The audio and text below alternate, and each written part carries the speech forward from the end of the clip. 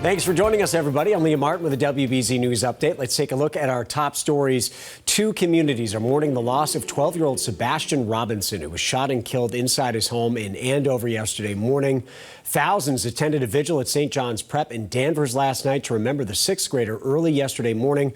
Police got a 911 call from inside his home on Porter Road. They found the 12-year-old boy and his parents dead from gunshot wounds. Police say his father apparently turned the gun on himself in a murder-suicide.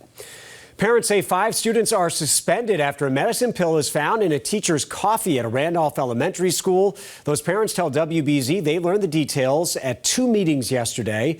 They say the students will be evaluated to see if they're a danger to the school.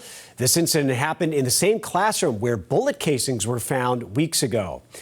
The man from Cohasset charged with murdering his wife faced a judge yesterday. Brian Walshe appeared in court through a video conference. The status hearing only lasted 3 minutes before it was continued to March. The prosecutor says he expects to have a grand jury indictment shortly. Walshe is accused of murdering his wife, Anna, who was last seen New Year's Day.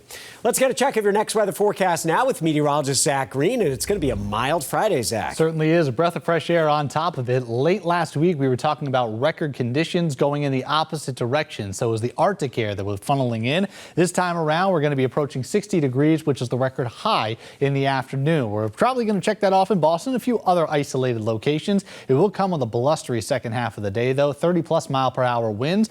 If we do check that record, it was set back in 1990 and even long-standing as we move out to the mid-50s for Worcester, set back in 1909. Well, nonetheless, we get back closer to seasonal averages tomorrow afternoon, still slightly above it with mostly sunny skies and the breeze maintaining. We're landing in the low 50s for the second half of the weekend, but we are going to remain dry ahead of what is another rain chance for early next week. Now, this wave really doesn't seem to take much of a grip here in southern New England. It's just going to be marching up through the mid-Atlantic and eventually slip farther off to the east. So as that occurs, it takes a lot of the precipitation along with it. So Monday morning's drive, we'll have to probably dodge a few as we go out towards the 44 corridor and areas off to the south and east. Lower chance of really anything at all from the Boston to Worcester line and those north of the Pike. Temperatures will stay very warm. In fact, 44 on Monday is the lowest afternoon high that we will get within this 7-day stretch. Back in the 50s Tuesday and Wednesday, so just fine for Valentine's Day, Liam, close to records by the end of the 7-day. All right, Zach, thank you. I'm Liam Martin. This has been a WBZ News Update.